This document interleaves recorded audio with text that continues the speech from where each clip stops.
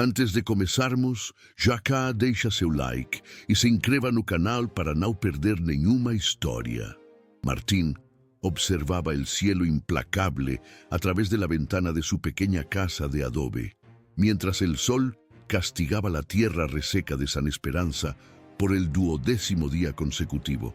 Las grietas en el suelo parecían multiplicarse cada mañana, como venas secas en un cuerpo que perdía vida lentamente. Pasó la mano por sus cabellos grises antes de tiempo, consecuencia no solo del tiempo, sino de las preocupaciones que cargaba sobre sus hombros desde que Elena partió, dejándolo solo con 3 niños, y el eco de aquella palabra que aún reverberaba en su mente en los momentos de silencio. Fracasado. 5 años habían pasado, pero la herida continuaba abierta, principalmente ahora, cuando la sequía hacía casi imposible poner comida en la mesa. Sus hijos, Lucas de 12 años, Sofía de 9 y el pequeño Miguel de 6, dormían aún, y él agradecía por esos breves momentos en que no necesitaba ver la mirada hambrienta que llevaban semanas. La despensa estaba completamente vacía, excepto por un puñado de frijoles que no sería suficiente ni para una comida decente. Los pozos de la región se estaban secando, los cultivos muriendo, y los animales, aquellos que no habían sucumbido, estaban demasiado delgados para proporcionar leche o carne. Martín cerró los ojos por un instante, reuniendo fuerzas para enfrentar un día más, una batalla más contra el hambre que amenazaba a su familia. El sonido de los pequeños pasos de Miguel por el suelo de tierra batida anunció que el día realmente comenzaba. Martín forzó una sonrisa, volviéndose para encontrar al hijo menor, frotándose los ojos somnolientos con una mano mientras la otra sostenía firmemente un pequeño caballo de madera, el último regalo que él había conseguido hacer para el niño antes de que la sequía consumiera incluso el tiempo para pequeñas alegrías. «Tengo hambre, papá», dijo Miguel con voz débil, palabras que eran como puñaladas en el pecho de Martín. Pronto, Sofía y Lucas también aparecieron, con los rostros marcados por el sueño y por la misma expresión de hambre contenida que intentaban sin éxito esconder del padre. Martín miró a los 3 hijos, a sus cuerpos ya visiblemente más delgados, a las ropas que parecían aumentar de tamaño cada semana que pasaba. Sintió el estómago contraerse no solo de hambre, sino de angustia. Se había prometido a sí mismo, en la noche en que Elena partió, diciendo que él jamás conseguiría cuidar adecuadamente de los niños, que probaría lo contrario, que sería padre y madre, que nunca les faltaría nada. La ironía de aquella promesa ahora lo sofocaba. No solo faltaba casi todo, sino que la propia dignidad parecía escurrirse entre sus dedos como el agua que no caía del cielo desde hacía meses. «Voy a conseguir algo para que coman», prometió, sabiendo que había solo un lugar donde podría intentarlo: la hacienda de don Evaristo, el hombre más rico de la región, dueño de tierras que parecían, misteriosamente, sufrir menos con la sequía que asolaba San Esperanza. Martín dejó a los hijos bajo el cuidado de Lucas, el mayor, con instrucciones para economizar la poca agua que quedaba en el único jarro de la casa. Caminó por el camino de tierra, sintiendo el calor subir a través de las suelas gastadas de sus botas. El camino hasta la propiedad de don Evaristo era largo, cerca de 1 hora bajo el sol inclemente, pero cada paso era movido por la imagen de los rostros hambrientos que había dejado atrás. Mientras caminaba, otros habitantes del pueblo los saludaban con gestos cansados, todos llevando la misma expresión de derrota. La comunidad entera estaba de rodillas ante la sequía. Familias que antes compartían lo poco que tenían ahora apenas conseguían alimentar a sus propios hijos. Martín pasó por la iglesia, donde el padre Tomás estaba en la entrada, ofreciendo bendiciones y palabras de consuelo para una fila de personas desesperadas. Por un momento, pensó en detenerse, en pedir ayuda al sacerdote, pero sabía que la parroquia también estaba con recursos escasos. Continuó su camino, sintiendo la boca seca y el estómago vacío protestar. No comía nada desde el día anterior, guardando cada migaja para los niños. Al llegar a las puertas de la hacienda de don Evaristo, Martín sintió el peso de la humillación antes incluso de entrar. Los campos del hacendado, aunque también afectados por la sequía, aún mostraban señales de vida. Guardias armados patrullaban la propiedad, protegiendo lo que para muchos sería la diferencia entre la vida y la muerte. Se acercó a la puerta principal, donde uno de los guardias lo reconoció. «¿Qué quieres aquí, Martín?», preguntó con desprecio mal disimulado. Martín explicó que necesitaba hablar con don Evaristo, que era una cuestión de supervivencia para su familia. El guardia se resistió, pero finalmente cedió, tal vez movido más por el cansancio de negar la entrada a tantos desesperados que por compasión. «Espera, allí», señaló un banco de madera cercano al granero principal. «Voy a ver si tiene tiempo para ti, pero no prometo nada». Martín asintió, agradecido por la pequeña oportunidad. Se sentó en el banco indicado, observando el movimiento de la hacienda. Trabajadores delgados cargaban fardos, cuidaban de los pocos animales que quedaban, todos bajo la mirada vigilante de los capataces. La desigualdad era tan tangible como el calor que hacía arder la piel. Después de casi una hora de espera, durante la cual Martín luchó contra el impulso de desistir y volver a casa, el guardia regresó con la noticia de que don Evaristo lo recibiría. Fue conducido hasta la casa principal, una construcción imponente que parecía burlarse de la miseria alrededor, con sus paredes blancas impecables y jardines que, a pesar de la sequía, mantenían algún verdor gracias a un sistema de irrigación que consumía agua preciosa. Al entrar en el despacho de don Evaristo, Martín se quitó el sombrero gastado y lo sostuvo contra el pecho, como un escudo frágil. El hacendado estaba sentado detrás de una mesa de madera oscura, la expresión seria y los ojos fríos evaluando al visitante andrajoso. «Entonces, Martín, ¿qué es tan urgente que necesita mi atención personal?», preguntó con una voz que no escondía el desdén. Martín tragó el orgullo que aún le quedaba y explicó la situación. Sus hijos no comían adecuadamente desde hacía días. El agua se estaba acabando, necesitaba ayuda para mantenerlos vivos hasta que la lluvia volviera. «Puedo trabajar a cambio de comida», ofreció. «Cualquier servicio, no importa lo difícil que sea». Don Evaristo escuchó en silencio, tamborileando los dedos en la mesa como si estuviera aburrido.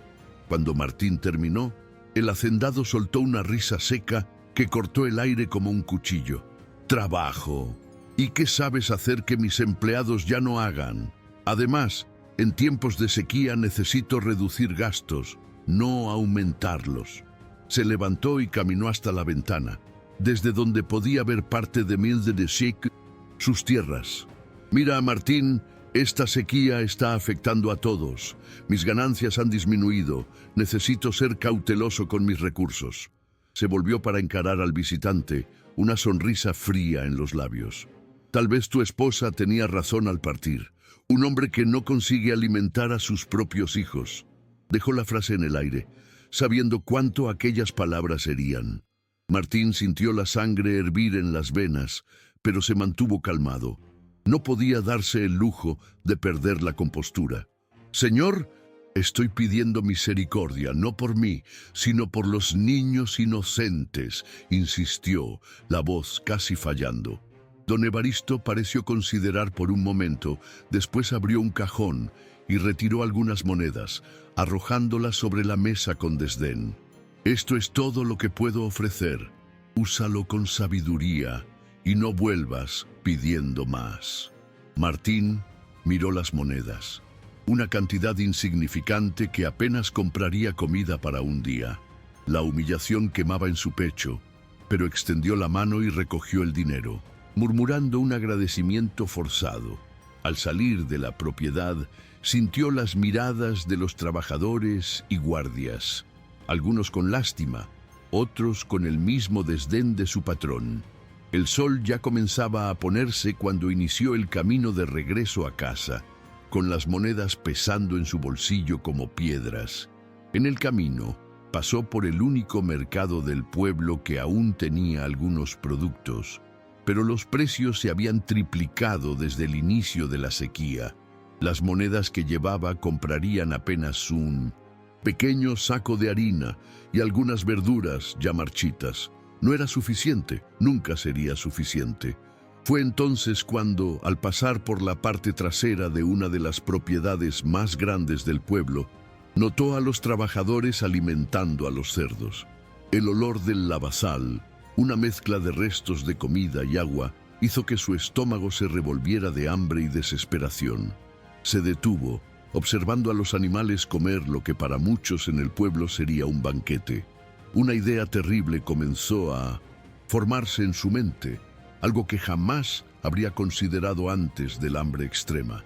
Esperó hasta que los trabajadores se alejaran y, asegurándose de que nadie lo observaba, se acercó al comedero de los cerdos. El olor era nauseabundo, pero Martín se forzó a examinar el lavazal, buscando pedazos de comida que pudieran ser salvados, lavados y utilizados para hacer una sopa. Con las manos temblando de vergüenza y desesperación, comenzó a separar patatas medio comidas, pedazos de verduras, cualquier cosa que pudiera ser recuperada.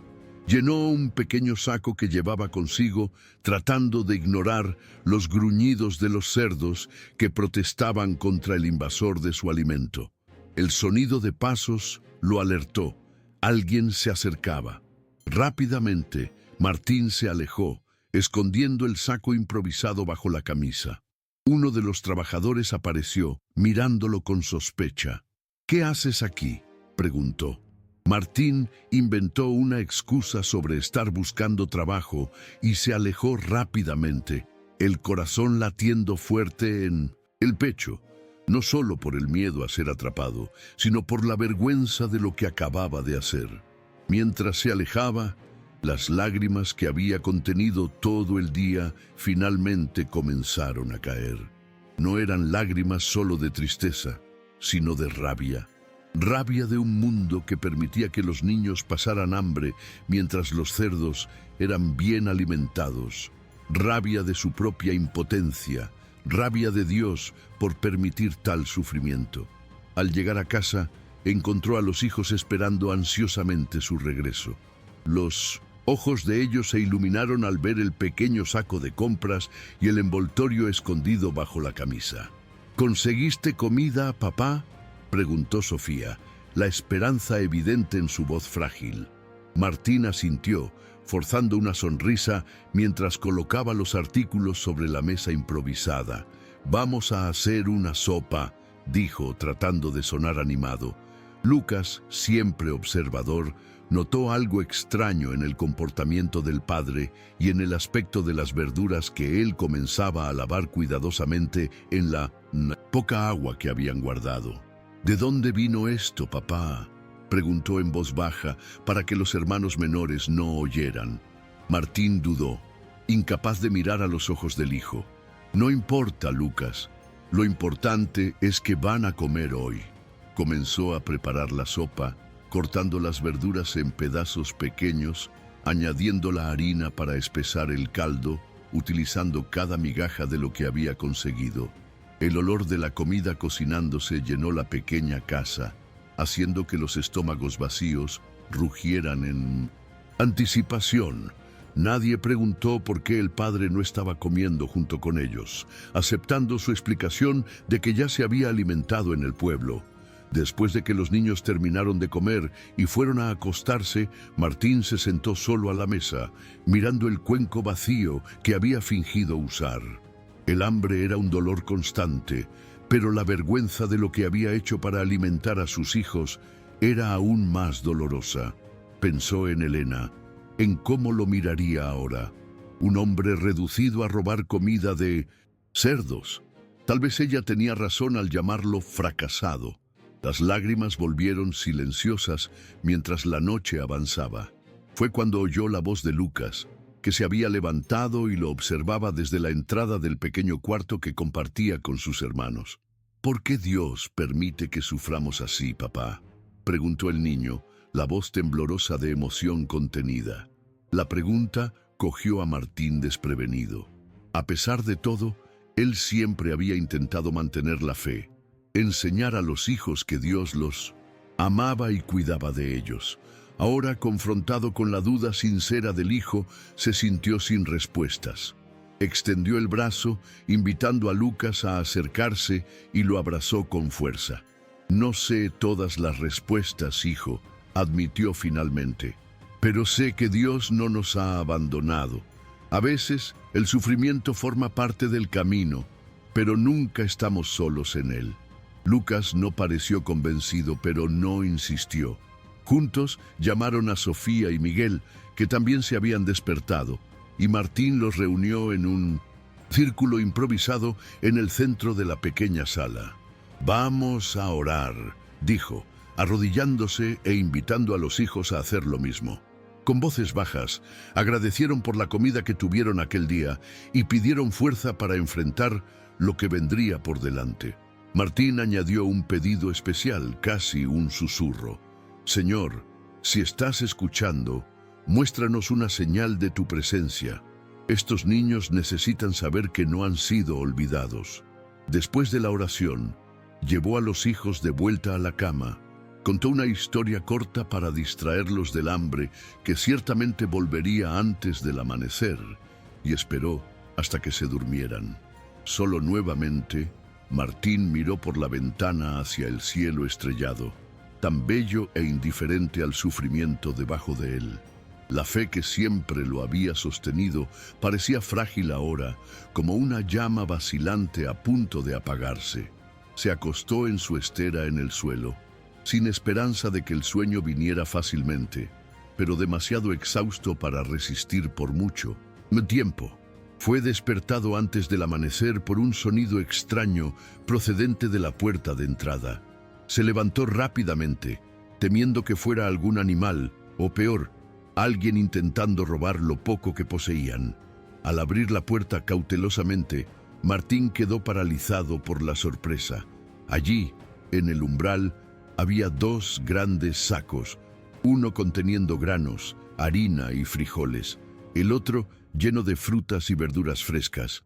Miró alrededor, tratando de identificar quién podría haber dejado aquel regalo inesperado, pero la calle estaba desierta, aún envuelta en la oscuridad que precedía al amanecer.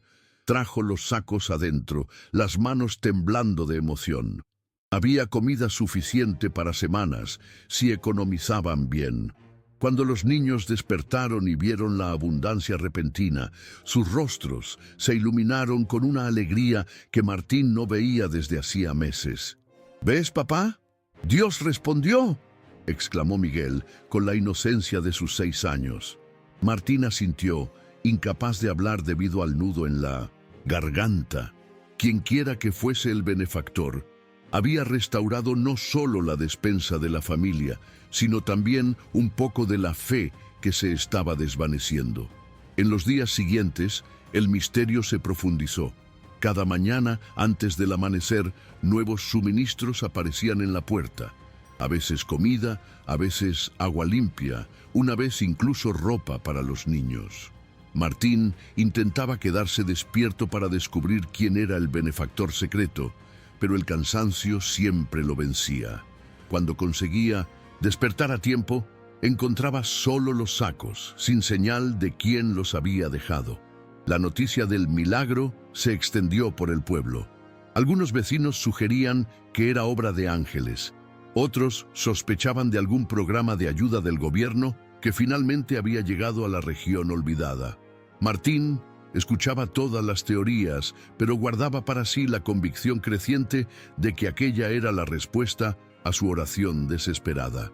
Los niños, especialmente Lucas, parecían renovados no solo por el alimento, sino por la esperanza que volvía a crecer. «Tal vez Dios esté solo probando nuestra fe», comentó el niño una noche, mientras cenaban una comida sustancial por primera vez en meses. Martín sonrió, reconociendo en las palabras del hijo el eco de sus propias lecciones, ahora reforzadas por una experiencia concreta de providencia. La curiosidad, sin embargo, continuaba consumiendo a Martín.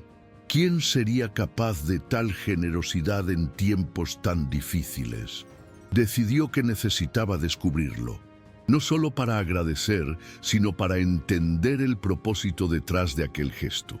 Una noche, después de que los niños se durmieron, se preparó para una vigilia completa.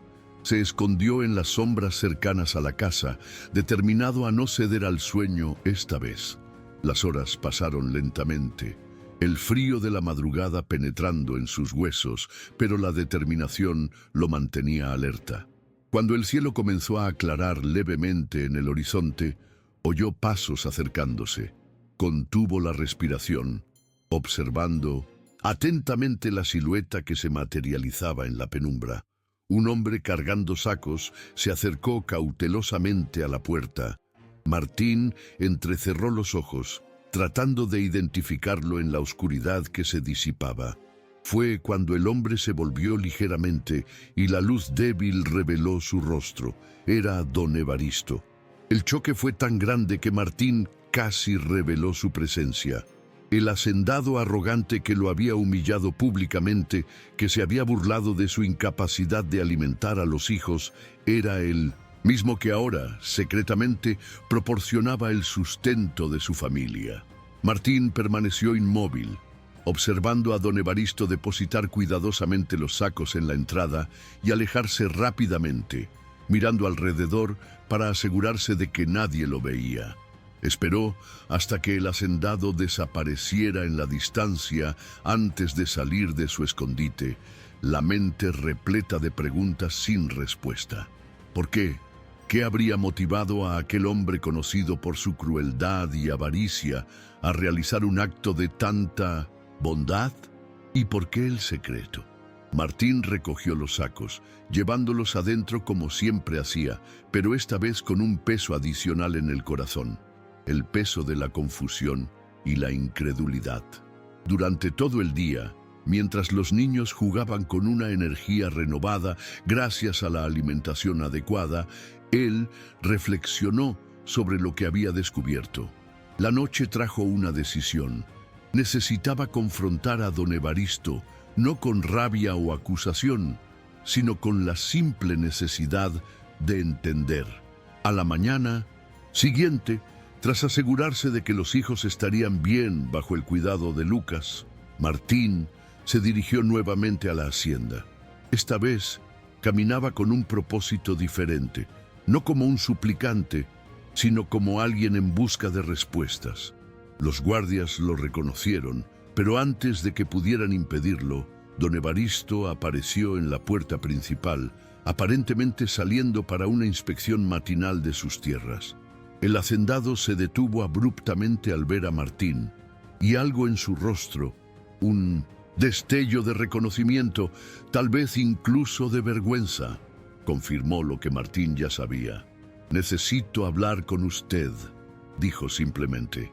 Don Evaristo dudó por un momento, después asintió, conduciéndolo no hacia el despacho formal donde lo había humillado antes, sino hacia un pequeño jardín lateral, lejos de las miradas curiosas. Se sentaron en un banco de piedra, el silencio entre ellos cargado de preguntas no formuladas. Finalmente, Martín reunió coraje. «Sé que fue usted. Lo que quiero saber es, ¿por qué?». Don Evaristo miró hacia el horizonte, los ojos fijos en las montañas distantes, como si buscara palabras en el contorno de ellas. Cuando finalmente habló, su voz estaba desprovista de la arrogancia habitual. «Mi hijo, Alejandro, enfermó gravemente hace 2 semanas». Comenzó sorprendiendo a Martín con esta revelación personal. «Los médicos de la capital dijeron que no había esperanza. Pasé noches en vela al lado de su cama, observándolo luchar para respirar». Hizo una pausa, tragando con dificultad. «En la peor noche, cuando pensé que lo perdería, tuve una experiencia. Llámalo sueño, visión, lo que quieras. Vi un ser de luz. Un ángel, tal vez, que me dijo que la verdadera riqueza no está en los graneros llenos o en las cajas fuertes cerradas, sino en la generosidad que fluye de un corazón abierto. Don Evaristo se volvió para encarar a Martín directamente. A la mañana siguiente, Alejandro comenzó a mejorar. Los médicos no podían explicarlo. Fue cuando me acordé de ti, de cómo te traté, de todas las personas del pueblo que ignoré en su sufrimiento. Comencé a distribuir alimentos secretamente, comenzando por tu familia. Martín escuchó en silencio, percibiendo la transformación en el hombre frente a él. No era solo la historia que sonaba increíble, sino el cambio visible en don Evaristo. Los ojos antes fríos ahora llevaban una vulnerabilidad que humanizaba sus facciones duras. ¿Por qué el secreto?, preguntó finalmente. Don Evaristo dio una sonrisa triste. Orgullo, supongo, y tal vez vergüenza por el hombre que fui. Además, aquel ser de luz me dijo algo que no olvidé. La verdadera caridad no busca reconocimiento. Se levantó, caminando algunos pasos por el jardín antes de continuar. Mi hijo está recuperado ahora, pero algo en mí cambió para siempre. Veo con claridad lo que la avaricia y el egoísmo hicieron conmigo, con esta comunidad. Se volvió hacia Martín con determinación en la mirada. No contaré solo con entregas secretas de alimentos. Estoy planeando usar parte de mis tierras para crear un sistema de irrigación comunitario para que todos puedan plantar nuevamente cuando la lluvia vuelva. Y volverá, Martín. Estoy seguro de eso ahora. Mientras caminaba de regreso a casa, Martín se sentía ligero, como si un peso enorme hubiera sido retirado de sus hombros. La conversación con don Evaristo había revelado más que la identidad de su benefactor. Había mostrado que la transformación era posible, que incluso los corazones más endurecidos podían ser tocados por la gracia. Al acercarse a su casa, notó algo diferente en el aire. Una brisa fresca, húmeda, llevaba un olor casi olvidado. Miró hacia el cielo y vio nubes oscuras formándose en el horizonte, por primera vez en meses. Las primeras gotas comenzaron a caer cuando alcanzó la puerta, donde Lucas, Sofía y Miguel ya estaban mirando maravillados hacia el cielo. «¡Lluvia, papá! ¡Es lluvia!», gritaban al unísono, extendiendo las manos para sentir el agua, que caía cada vez más fuerte. Pronto estaban todos en el pequeño patio, dejándose mojar completamente, riendo y llorando al mismo tiempo. La tierra seca absorbía ávidamente cada gota, como si también celebrara el fin de la larga espera. Aquella noche, mientras la lluvia continuaba cayendo afuera, la familia se reunió nuevamente para una oración de agradecimiento. Lucas, que semanas antes había cuestionado el abandono divino, ahora sostenía las manos de los hermanos con firmeza. «Dios nunca nos abandonó», dijo con convicción. Él estaba trabajando de maneras que no podíamos ver. Martín observó al hijo con orgullo y gratitud, reconociendo la sabiduría en sus palabras. La lluvia que caía era más que agua. Era una promesa de renovación, de recomienzo. Pensó en don Evaristo y en su transformación, en el ángel que había visitado al hacendado en su momento de desesperación.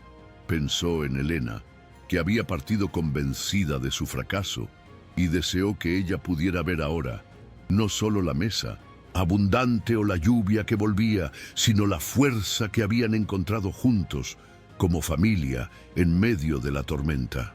La vida en San Esperanza cambiaría a partir de aquel día. La tierra volvería a producir, los pozos se llenarían nuevamente, y la comunidad se reconstruiría, ahora con la ayuda inesperada de don Evaristo. Pero para Martín, el mayor cambio ya había ocurrido. Dentro de él mismo, donde la fe que casi se había apagado ahora ardía con fuerza renovada, iluminando el camino hacia adelante.